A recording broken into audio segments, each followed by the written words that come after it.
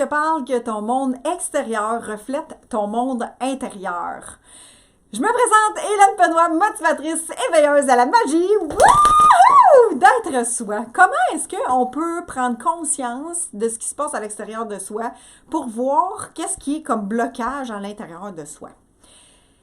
Fais juste m'écrire dans les commentaires, savoir dans quelle sphère de ta vie où est-ce que c'est moins le fun, où est-ce que c'est plus résistant, où est-ce que c'est moins expansif, où est-ce que c'est moins le fun, où est-ce que c'est moins amusant, dans quelle sphère de ta vie que tu vois dans ta vie, là, présentement, qui fait que, ça, là, tu as plus de misère. Que ce soit relation, que ce soit argent, que ce soit travail, que ce soit juste tes émotions, tu es plus émotif, tu pleures tout le temps, tu as moins d'énergie. Dans quelle sphère de ta vie, toi face à toi-même, dans quelle sphère de ta vie est-ce que c'est plus difficile?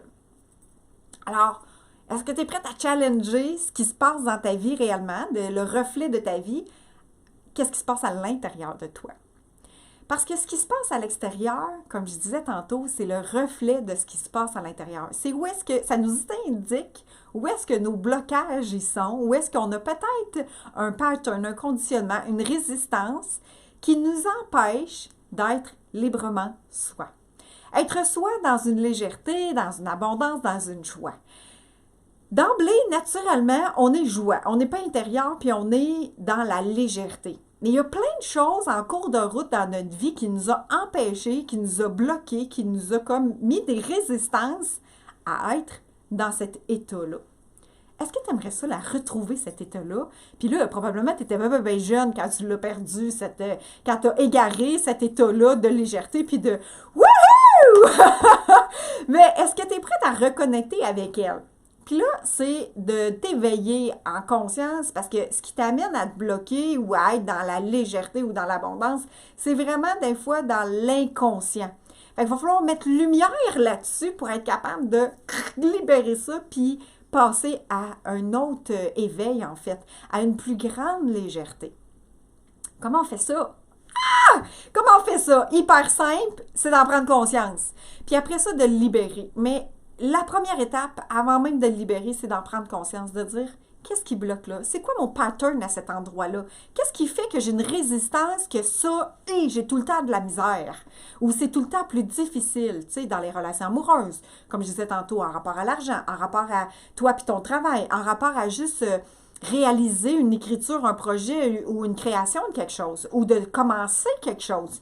Souvent, exemple, tu es dans l'attente, souvent tu es dans le doute, ou souvent tu es dans les peurs. Alors, qu'est-ce qui se cache derrière ce que tu es en train de vivre?